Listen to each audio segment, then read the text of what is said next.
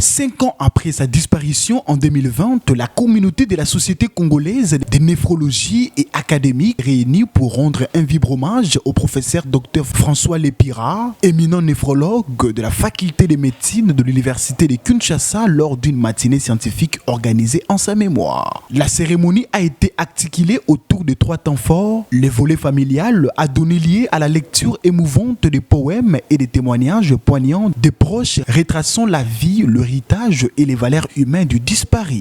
Le volet scientifique a été marqué par une conférence du professeur Junior Makulo, médecin directeur aux cliniques universitaires de Kinshasa. Ce dernier a présenté la communication enrichissante sur la néphropathie diabétique allant de la psychopathologie aux innovations thérapeutiques en mettant en lumière la prévalence inquiétante du diabète chez les adultes de plus de 18 ans. Plusieurs autres interventions tant en présentiel qu'en ligne ont enrichi cette partie accompagnée d'une projection d'émissions animées par les professeurs Lépira de son vivant ainsi que des condensés de ses publications scientifiques.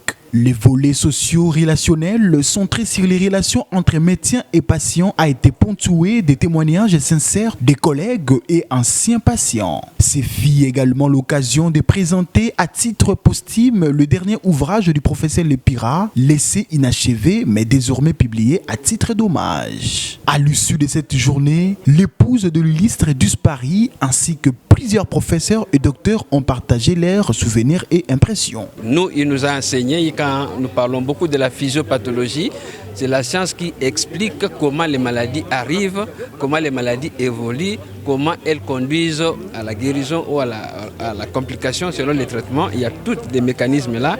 Lui était passionné de cette science-là, la physiopathologie. Et nous étions la première promotion en 3e graduat où il a enseigné ses cours. Et depuis, on l'a suivi. Il nous a eu comme étudiant à la faculté, comme stagiaire, comme assistant, comme aîné professeur.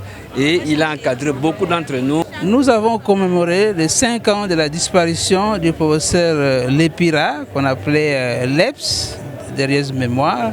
C'est vraiment un modèle à suivre.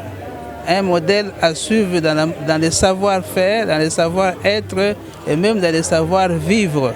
Tout s'est achevé dans une atmosphère sereine, marquant dignement la mémoire de cet ancien grand homme des sciences.